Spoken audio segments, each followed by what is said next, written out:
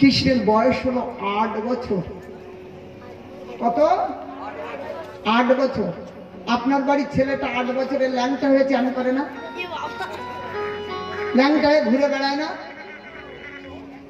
এটা তো কলিযুগ, আর সেটা দাপর যুগে, যেখানে 1000 বছর আয়ু ছিল মানুষের। তাহলে মাত্র 8 বছর বয়সে রতি ধর্ম সম্বন্ধে 8 বছরের বালকের কি জ্ঞান হয়?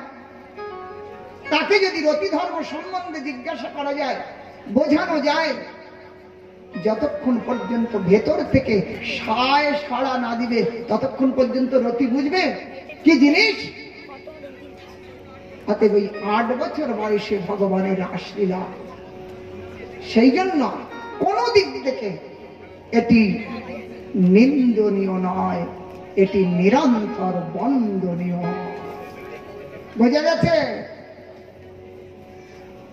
আজ সেই গোপীদের গোবিন্দের প্রতি অনুরাগ, ভগবানের যুগল গীত বর্ণন হয়েছে, সেখানে সুন্দর গোপী গোবিন্দের প্রতি আকৃষ্ট হয়ে গীত গাইলেন। বাম বাহুকৃত বাম কপোল, বল্গিত ভ্রুর অধর অর্পিত বেল, কোমলাঙ্গুলিভির আশ্রিত মার্গম, গোপ্যৈরয়তি যত্র মুকুন্দ। ভগবানের সেই দিব্য ছবি হৃদয়ে স্মরণ করে তারা প্রার্থনা করছেন। বোমজান বনিতা সহ সিদ্ধৈ বিস্মৃত তদুপধৈর্য সলজ্জা কাম মার্গেন ইতস্তত কসমলম যদুরস্মৃত নিব্বা। এমনি করে দিব্য গন্ধ তুলসী মালা, সেই ভগবান সেখানে অবস্থান করছেন। দিব্য গন্ধযুক্ত তুলসী মালা মণ্ডিত আর বৃঙ্গ সকল ভগবানের চতুর্দিকে গুনগুন করে গান গাইছে। আর ভগবান পূজিত বেন, ভগবান বংশী বাদন করছেন। সরসী সারস হংস বিহঙ্গা চারুহিত গীত চেত সার, হংস বিহঙ্গা ময়ূর ময়ূরী বিবিধ প্রকার পক্ষী ভগবানের সঙ্গে আজ সেই বনভাগে বিহার করছে। এমনি গোপীগণ ভগবানের কে নিয়ে আনন্দ করল। আগে ভগবানের বৃন্দাবন ছাড়বার সময় হল। প্রায় 11 বৎসর কাল পর্যন্ত বৃন্দাবনে ছিলেন। 11 বৎসর বয়সের পূর্বেই মথুরায় চলে কংস দ্বারা ও ক্রূর এলেন। আজ কৃষ্ণকে নিয়ে মথুরায় যাবেন। গোপীগণ জানতে পেরে তাদের আর লজ্জার বাঁধ থাকলো না, ভেঙে গেল। সকলেই কৃষ্ণকে রোকবার জন্য প্রয়াস করলেন, কিন্তু আর কৃষ্ণকে রুখতে পারলেন না। কৃষ্ণ কথা দিলেন, আমি আজ যাচ্ছি, কাল থাকবো, পরশু ফিরব। কিন্তু বর্ষ ব্যতীত হলো, আর ফিরলেন না। সেখানে কংস মর্দন হলো। কংস মর্দন, কংসকে উদ্ধার করলেন ভগবান। কংস মর্দন অন্তে দেবকী বসুদেবের বন্ধন মুক্ত হলো। উগ্রসেন কারাগার বন্দী ছিলেন, তাকে রাজা করলেন। সেই সময় একে একে 17 বার মথুরা আক্রমণ করলেন জরাসন্ধ। ভগবান প্রত্যেকবার জরাসন্ধকে পরাস্ত করেছেন, আর পরাস্ত করে তাকে মৃত্যুদণ্ড দিলেন না, ছেড়ে দিলেন, যাও। তাহলে সে আবার ক্রোধান্বিত হয়ে সব দুষ্ট এক জায়গায় করতে লাগলো, আবার আক্রমণ। ভগবান বসে বসে সবাইকে সমাধান করতে লাগলেন। এমনি করে 17 বার জরাসন্ধের সঙ্গে যুদ্ধ। ভগবান তিনি বিদ্যা অধ্যয়নের জন্য শান্তিপনি মুনি সেখানে পৌঁছালেন উজ্জয়িনীতে। সেখানে যে 64 দিন ছিলেন, 64 কলা বিদ্যা সংগ্রহ করলেন মাত্র 64 দিনে। এই জগতের যত বিদ্যা আছে, একটি একটি বিদ্যার আমরা আজ পর্যন্ত শেষ পাই নাই। পৃথিবীর সব থেকে বড় ডাক্তার, চোখের ডাক্তার, নাকের ডাক্তার, কানের ডাক্তার, যে ডাক্তার, যদি তাকে বলা যায় যে আপনি চোখ কান সম্বন্ধে সব জেনে ফেলেছেন, তিনি বলবেন না, আমি সব এখনো জানি। তাই তো গান জানেন যিনি, তিনি কি গানের সব শেষ জেনে ফেলেছেন? যিনি বাদ্য বাজান, বাদ্যবিদ্যার শেষ জেনেছেন? একটা একটা বিদ্যা দেখুন। আরে বাবা, বিদ্যা, এই বিদ্যার শুরুই আমরা জানি না, তো শেষ কি করে পাব? এই বিদ্যা অ ক খ কে লিখেছে জানেন? ক খ অ কোথা থেকে এলো? এবিসিডি কোথা থেকে এলো? নারায়ণ মদুদ্ভুতহম বর্ণক্রম, এসব ভগবান নারায়ণ থেকে এসেছে, নারায়ণের প্রকাশ। এই যে শব্দগুলো অ থেকে একেবারে চন্দ্রবিন্দু পর্যন্ত, একটা শব্দ বলুন যে এর বাইরে হতে পারে, একটা শব্দ, এগুলো ভগবানের থেকে প্রকটিত। সেই জন্য বিদ্যা, এ বিদ্যার মালিক হলেন ভগবান। 64 প্রকারে ব্যক্ত, 64 দিনে 64 কলা বিদ্যা অধ্যয়ন করলেন। ফিরে আসলেন মথুরায়, মথুরায় ফিরে আসলেন। এদিকে ব্রজের গোপী, এর নাম হলো ভ্রমর গীত, বোধহয় কোনোদিন শোনেন নাই। ভ্রমর গীত, কৃষ্ণ বিরহিনী গোপী, ব্রজের সখা মা যশোদা নন্দ, যারা কৃষ্ণ বিরহকে এক এক ক্ষণ, ওই বাচ্চাগুলোকে একটু শান্ত করাতে হবে,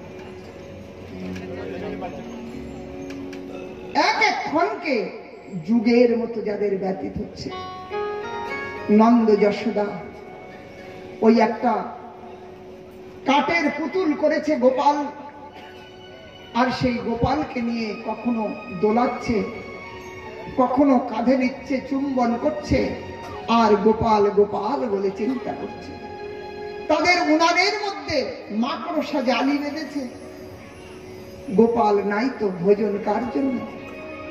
কেবলমাত্র গোপাল চিন্তায় প্রাণ ধারণ করে রেখেছে। ওই ব্রজের সখা সকাল হলেই রাস্তায় চলে যায়, আজ নিশ্চয়ই আমাদের সখা কৃষ্ণ ফিরবে। সন্ধ্যে পর্যন্ত প্রতীক্ষা করে থাকে, পর সন্ধ্যে অন্তে আজ বোধহয় এলো না, নিশ্চয়ই কাল আসবে, এই বলে ফিরে আসে। আজ ওই ব্রজের গোপী যারা কৃষ্ণ চিন্তা করে কেবল দেহ ধারণ করে রেখেছে, বললেন হে প্রাণনাথ, আমি তোমাদেরকে সুখ দিতে পারি নাই, কিন্তু আমার মৃত্যু সমাচার পাঠিয়ে তোমাকে দুঃখ দিতে চাই না। আমি যদি মরে গেছি, এই সমাচার যদি তুমি শোনো, তাহলে তোমার হয়তো দুঃখ হবে, তাহলে আমি তোমাকে সুখ দিলাম না, কিন্তু দুঃখ যেন তোমাকে না পাঠাই, তাই আমি অতি কষ্টে আমি এই দেহ ধারণ করে রেখেছি। সেই ব্রজের গোপী কখনো কখনো মথুরায় কৃষ্ণের সমাচার আনত, কিন্তু যখন সান্দীপনী মুনির কাছে বিদ্যা অধ্যয়নে পৌঁছালেন, তখন আর কৃষ্ণের কোনো সমাচার পেলেন।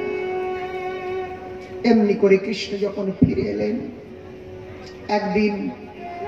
একদিন মথুরাতে উদ্ধবকে ডেকে একান্তে কৃষ্ণ হাউ হাউ করে কাঁদছেন, আর হস্ত ধারণ করে উদ্ধবকে বলছেন, উদ্ধব, একবার তুমি ব্রজে যাও। আমার মাতা পিতা, আমার সেই প্রাণ প্রিয় সখাগণ, আহা, আমার প্রাণের প্রাণ সেই ব্রজ গোপী, তাদের আমার জন্য দিন রাত একাকার করে আর্তনাদ করছে। একবার তুমি তাদেরকে যে সান্ত্বনা দিয়ে আসো, একবার যাও। উদ্ধবের মনে হলো, আমি এত শিক্ষিত, আর সেই গামার গোয়ার ঘুটের ছাপ দিয়ে খায়, সেই ব্রজবাসীর কাছে যে আমি কি ভাষা বলবো, আমার ভাষা কেনই বা তারা বুঝবে, বা তাদের থেকে আমি কি পাবো, কি বা বলে তাদেরকে বুঝাবো। প্রভু আমি যাচ্ছি, সকালে বিকালে চলে আসবো। অন্তর্যামী প্রভু জানেন যে উদ্ধব তুমি তো যাও, আজ উদ্ধবের রথ কৃষ্ণেরই রথ, উদ্ধবের আভূষণ কৃষ্ণের আভূষণ, উদ্ধব কৃষ্ণ বর্ণ, কৃষ্ণের দ্বিতীয় রূপ। আজ কৃষ্ণের রথ, কৃষ্ণের বসন ভূষণ আভূষণ, কৃষ্ণকায় উদ্ধব তিনি মথুরা থেকে বৃন্দাবনে এলেন। সন্ধে সন্ধে অন্ধকার ছেয়ে আসছে, সমস্ত ব্রজমণ্ডলে খবর পৌঁছালো কৃষ্ণ বৃন্দাবনে এসেছেন, কৃষ্ণ বৃন্দাবনে এসেছেন। সখাগণ সমস্ত সব ছুটতে ছুটতে চলল, কানাই এসেছে, আমাদের কানাই। সেই সময় শ্রীমতী রাধিকা গোপীদেরকে নিয়েও ছুটেছেন। ছুটতে ছুটতে ছুটতে ছুটতে যখন নিকটে পৌঁছালেন, হা প্রাণনাদ বলে যেন আলিঙ্গন করবেন। যে রাধিকা কৃষ্ণ বিরহে তমাল বৃক্ষকে আলিঙ্গন করে কৃষ্ণ প্রাপ্তির সুখ অনুভব করতেন, যে রাধারানী ওই নীল যমুনা দেখে কৃষ্ণ স্মরণ করে নেত্র ঝরাতেন, যে রাধারানী উদ্যমুখী হয়ে নীল আকাশ দর্শন করে কৃষ্ণের স্মরণ করতেন, আজ ওই কৃষ্ণ বর্ণ, কৃষ্ণের রথ, কৃষ্ণ আভূষণে আভূষিত উদ্ধবকে দেখে কৃষ্ণ জ্ঞানে তো ছুটতে ছুটতে গেলেন, প্রাণনাথ এসেছে, প্রাণনাথ পেয়েছি, এই ভাবেতে ছুটতে ছুটতে নিকটে যে থমকে দাঁড়ালেন। কবিরাজ গোস্বামী চৈতন্য চরিতামৃতে এরই উপরে এক পংক্তি লিখলেন, বললেন রাধিকার ভাব জয়ীছে, রাধিকার ভাব জয়ীছে উদ্ধব দর্শনে, সেই ভাব হয় মহাপ্রভুর রাত্রি দিনে। ওই যে রাধারানী কৃষ্ণ পেয়েছি, ওই যে এক প্রবল উদ্যম যে কৃষ্ণ এসে গেছে, ঠিক সেই সময় যে রাধারানীর ভাব হয়েছিল, কিন্তু যে থমকে গেলেন কৃষ্ণ নয়, কৃষ্ণের মতো ওই যে ভাব হয়েছিল, সেই রকম ভাবে মহাপ্রভু দিবারাত্র কাটালেন নীলাচল লীলা। আজ সেই গোপীদের কাছে গোবিন্দ প্রেরিত উদ্ধব তাদের কাছে যে কৃষ্ণের কথা বললেন, দেখো কৃষ্ণের জন্য কান্না করো না, কৃষ্ণ সর্বত্র সমান ব্যাপ্ত, তিনি ব্রহ্ম। গোপীরা বললেন খবরদার এই কথা বলবে না, এই কথা আমাদের কাছে বলবে না, আমরা জ্ঞানের পূজারী নয় যে আমরা ওই তোমার মতো সর্বত্র কৃষ্ণ এইটা জানব। ভক্ত, আগুন তো কাঠের মধ্যেই আছে, আছে না? কাঠের মধ্যে আগুন আছে কিনা? তো আগুন কাঠ ধরলে হাত পড়ে,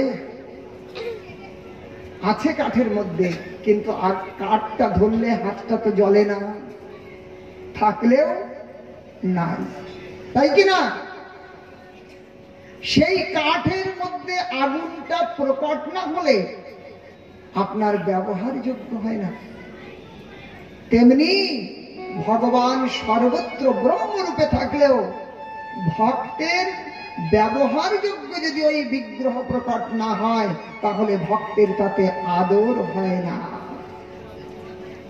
অতএব আজ সেই গোপীগণ বললেন কৃষ্ণ বলে কানতে নিষেধ করছে, বলতে বাধা পেলেন উদ্ধব। কৃষ্ণ বলে কেঁদো না, কেঁদো বলেই থেমে গেলেন। সমস্ত শাস্ত্র, বেদ বেদান্ত উপনিষদ, ঋষি মুনি সাধক সকলেই এক স্বরেই বলেছেন, এই জন্ম জন্মান্তরের দুঃখে জীব কতই না ক্রন্দন করছে, কতই না চোখের জলে বুক ভাসাচ্ছে। একবার যদি কৃষ্ণ বলে কাঁদতে পারে, তাহলে অনন্ত জন্মের দুঃখ চিরদিনের মতো তার সমাপ্ত হয়ে যাবে। তাহলে আজ উদ্ধবে কি করে বলবে তুমি কৃষ্ণ বলে কেঁদো না? শাস্ত্রজ্ঞ উদ্ধব বলতে পারলেন না। আজ গোপীগণ উদ্ধবের সেই দিব্য রূপ, দিব্য ভাবেতে আজ দূত জ্ঞানে দূরে দেখলেন গোপীগণ রাধারানীকে ঘিরে বসে আছেন। এটি ভ্রমর গীত, দশম স্কন্ধে 47 অধ্যায়ে এই গীত বর্ণন হয়েছে। অতীব মর্মস্পর্শী, মহাভাবেতে চিত্রজল্প, মহাভাবে রাধিকা প্রায় বেহোশ, সমস্ত সখীগণ ঘিরে আছে। সেই সময় একটি ভ্রমর, কালো কুচকুচে ভ্রমর, ওই রাধারানীর কাছে এসে গুনগুন গুনগুন করে ঘুরছে। ক্বাচিৎ মধুকরম দৃष्ट्वा ধ্যায়ন্তম প্রিয় সঙ্গমম। ক্বাচিৎ মধুকরম দৃष्ट्वा, মধুকর ভ্রমরটাকে দেখে সেই কৃষ্ণের কথা, কালো কালো ভ্রমরকে দেখে কৃষ্ণের কথা মনে। ধ্যায়ন্তি কৃষ্ণ সঙ্গমম, ধ্যান যোগে কৃষ্ণের সংস্পর্শ হচ্ছে। প্রিয়ম প্রস্তাবিতম, তিনি সেই প্রিয়কে, প্রিয় মানে কৃষ্ণকে উপলক্ষ করে ওই ভ্রমরকে যে প্রলাপ বললেন তার নাম হলো ভ্রমর গীত। আজ এই ভ্রমরটা গুনগুন করে রাধারানীর কাছে ঘুরছে, আর যেন রাধারানীকে কিছু বলছেন। রাধারানী বললেন, মধুপা মধুপকি তব বন্ধু মা স্পৃশাঙ্গিরি শপথনা কুচ বিললিত মালা কুমকুমশ্মশ্রুভীর্ণা। মধুপ, হে মধুপানকারী, তুমি আমার কাছে আসবে না? তোমার মুখে ওই ফুলের মর্দন জনিত পরাগ দেখতে পাচ্ছি, অতএব তুমি আমাকে স্পর্শ করবে না। কি তব বন্ধু, তুমি সেই কৃষ্ণের মিত্র। বললেন, কেন প্রভু, কেন দেবী, আমি মিত্র কি করে হলাম? বলে, কেন বুঝতে পারছো না? তুমিও কালো, কৃষ্ণও কালো, মিল আছে না? আর তোমার স্বভাব তার স্বভাব। তুমি যে ফুল থেকে মধু সংগ্রহ করো, কোনোদিন পিছনে যে খোঁজ নিয়েছো ফুলটা কেমন আছে? তাহলে আর কোনোদিন খোঁজ নাও না। তেমনি তোমার ওই কৃষ্ণ আমাদেরকে গৃহ পরিবার পরিত্যাগ করিয়ে পথের ভিখারি বানিয়ে আজ আমাদেরকেও পরিত্যাগ করে চলে গেছে, আর কোনোদিন খোঁজ নেয় না। মিল আছে না? বললেন, জানো আমার কৃষ্ণ বড় দয়ালু। হ্যাঁ, কৃষ্ণ দয়ালু। সেই কৃষ্ণের পাদ পদ্ম লক্ষ্মী দেবী নিরন্তর সেবা করছে। আজ রাধারানী বললেন, আরে খবরদার আমার কাছে সেই কথা বলবি না। সেই কৃষ্ণের অধরামৃতে মোহিত হয়ে আজ ওই লক্ষ্মী দেবী তার চরম সেবা করছে। কিন্তু জানি না কেনই বা সেই লক্ষ্মী আজও পর্যন্ত তার সেবা করে। আমরা সেই অবিদগ্ধ গোপী নই যে ওই লক্ষ্মীর মতো তার সেবা করব, তার কপট বাক্যে ফেসে যে ওই তার সেবা করছে। আজ রাধারানী বলছেন, হে কিমিহ বহু ষড়ঙ্গী, হে ভ্রমর, তুমি বলো কি বলতে চাইছ? রাধারানীর চরণ প্রান্তে গুনগুন করে রাধারানীর চরণে যেন ক্ষমা চাইছেন। দূতের কাজ দূত যেমন। আজ রাধারানী বললেন, বিসৃজ্য শিরসি পাদম বেদমহম চাটুকারই, হে চাটুকার, আমার পাপ থেকে মাথা হটাও। কি শিখিয়েছে ওই ধূর্ত কৃষ্ণ তোমাকে সেটি বলো। বললেন, কৃষ্ণ তোমার সাথে মিত্র করতে চায়, খবরদার না, ওই রকম কপট বঞ্চক লম্পটের সঙ্গে আমার কোনো বঞ্চনা, কোনো মিত্রতা নয়। ভ্রমর ঘুরে ঘুরে বলছেন, সে দয়ালু কৃপালু, তোমাকে মিত্র বানাতে চাইছে, তুমি মিত্রতা করো। বললেন, না, সেই কৃষ্ণের পূর্ব কথা যবে ওঠে মনে, গোপিকার ক্রোধ হয় কৃষ্ণের সঙ্গে। পূর্ব কথা যদি মনে ওঠে তখন গোপিকার ক্রোধ উৎপন্ন হয়। বললেন, কি পূর্ব কথা?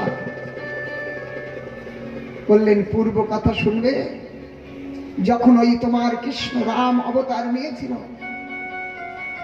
তখন বালি কি দোষ করেছিল? বালিকে বধ করলেন।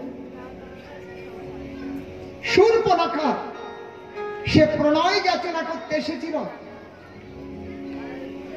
এক স্ত্রী প্রণয় যাচনা করতেই পারে, তার প্রণয়কে তো স্বীকার করে নাই, বরং তার নাক কান কেটে কুরূপা বিরূপা করে দিল, যাতে কেউ তাকে আর স্বীকার না করে। কোন দয়ালু! অথবা ওই বলির কাছে ভিক্ষা মাংতে গেল, ছোট্ট ছোট্ট পা দেখিয়ে, বামন বেশে, 3 পা ভূমি দাও, আমি লোভী নই, আকাঙ্ক্ষা নই, 3 পা ভূমি চাইল, কিন্তু নেওয়ার সময় সে ত্রিবিক্রম হয়ে গেল, 2 পায়ে তার সমস্ত রাজ্য মেপে নিল। শেষ পর্যন্ত 3 পা ভূমির জন্য তাকে কাক পাশে বন্ধন করল। বলি 3 পা ভূমি দেবে বলেছে, নরক যেতে হবে, তাহলে সর্বস্ব ছিনিয়ে তাকে বন্ধন করল। এ কোন দয়ালুর কথা! আজ গোপী শ্রেষ্ঠ রাধিকা ওই ভ্রমরের সঙ্গে চিত্রজল্প মহাভাবে কথা বলছেন, আর এই সমস্ত কথা নিকটে দাঁড়িয়ে উদ্ধব শুনছেন। উদ্ধব স্তম্ভিত। আজ ওই ভ্রমরকে বললেন, ভ্রমর, জানি কৃষ্ণ ধৃষ্ট, কিন্তু তার কথা দুস্তেজ্য। আমরা যে তার কথাকেই আশ্রয় করেছি, আমরা তার কথা কিছুতেই ছাড়তে ভুলতে পারছি না। অপিবত মধুপূর্যম অধুনাস্তে স্মারতি পিতির্গেহম সৌম্যম বন্ধুনাশ্চ। হে দূত, তোমার মিত্র কৃষ্ণ অপিবত অধুনাস্তে মথুরাতে এসেছে সেই সন্দীপনী মুনির কাছ থেকে। তিনি কি ফিরেছেন? তিনি কি কখনো সেই পিতা নন্দ, মা যশোদা, ছোট ছোট মিত্র শাখা, তাদের কথা কি কখনো স্মরণ করেন? আর আমরা কোয়াচিত কিঙ্করী নাম, আমরা তার কিঙ্করী ছিলাম, কিন্তু তারা কি কখনো কি তিনি ভুলেও আমাদের কথা স্মরণ করেন? আর কখনো কি তিনি ব্রজে আসবেন? তার সেই অগরু সুগন্ধযুক্ত বাহু, সেই বাহু কি আমাদের গলায় কখনো অর্পণ করবেন? এমনি করে সেই কৃষ্ণ চিন্তা করতে করতে রাধারানী একেবারে অচৈতন্য হলো। হারানাথ, রমানাথ, হে মথুরানাথ, এমনি করতে করতে অচৈতন্য হয়ে গেল। আজ উদ্ধব ধীরে ধীরে সেই রাধারানীর নিকটে আসলেন। আজ উদ্ধব সজল নেত্র, তিনি চিন্তা করছেন, কৃষ্ণ প্রেম জগতে দেখেছি, কৃষ্ণ প্রেমের এই রকম অভিলাষ হয় ইতিপূর্বে কখনো দেখি না। যে উদ্ধব কয়েক ঘন্টার জন্য ব্রজে এসেছিলেন, তিনি 6 মাস এই রাধারানীর কাছে থাকলেন, রাধারানীর চরণ সেবা করতে লাগলেন, রাধারানীর কাছে সেই কৃষ্ণ কথা, কৃষ্ণ প্রেম শিক্ষা করলেন। আপনারা যারা গোবর্ধন পরিক্রমা করেছেন, সেখানে উদ্ধব কুণ্ড আছে। সেই উদ্ধব কুণ্ড যেখানে রাধারানী এই উদ্ধবজিকে শিক্ষা দিয়েছিলেন। অতএব সেই উদ্ধবজি তিনি আজ কৃষ্ণের কাছে প্রার্থনা করলেন, নায়ম শ্রীয়ঙ্গ নিতান্ত রেতে প্রসাদ স্বর যশিতম নলিন গন্ধা কুচ রুচন্না। এই ব্রজবাসী গোপীগণ, তাদের মহিমার কি বলবো, যে ব্রজের গোপী সেই নলিন ও সুগন্ধাযুক্ত দেবকন্যাগণ, তারাও যে কৃষ্ণকে লাভ করতে পারেন নাই। রাসোৎসবস্য ভুজদণ্ড গৃহীত কণ্ঠা লব্ধা শিশম য উদগাদ ব্রজ সুন্দরী নাম। এই ব্রজ সুন্দরীগণ কৃষ্ণের যে অনুকম্পা পেয়েছেন, যা অন্য কোনো কেউ পান। অতএব তিনি প্রার্থনা করলেন, প্রভু যদি আমার আগে জন্ম হয়, তাহলে আসামহ চরণ রেণু জুষামহংসা বৃন্দাবনে তৃণ গুল্ম লতৌষধি নাম। যার দুস্ত্যাজ্য, যেটা ত্যাগ করা যায় না, দুস্ত্যাজ্য আর্য পথঞ্চ হিত্বা, এগুলো ত্যাগ করা কঠিন। আজ এই গোপী সেই সমস্ত পরিত্যাগ করে তোমার চরণে এসেছে। অতএব সেই গোপী আসামহ চরণ রেণু জুষামহংসা, আমার সেই গোপীদের চরণ রেণু একমাত্র অভিলাষ, আর কিচ্ছু চাই না। অতএব বন্দে নন্দ ব্রজ স্ত্রীণম পাদরেণুম অভিক্ষ্ণস তাসাম হরি কথত গীতম পুনাতি ভুবনত্রয়ম। আহা, সেই নন্দ ব্রজ গোপীদের চরণের একটি ধূলি বন্দনা করলেই যেন আমার জীবন সার্থক হয়ে যাবে। আজ এমনি ব্রজ গোপী খুব স্তব স্তুতি করতে লাগলো। অতএব আমরা সেই ব্রজভূমিতে আমরা এখান থেকে প্রণাম করব। বলুন উদ্ধব মহারাজ কি। একবার ব্রজে এসো ব্রজে সরদিনে কে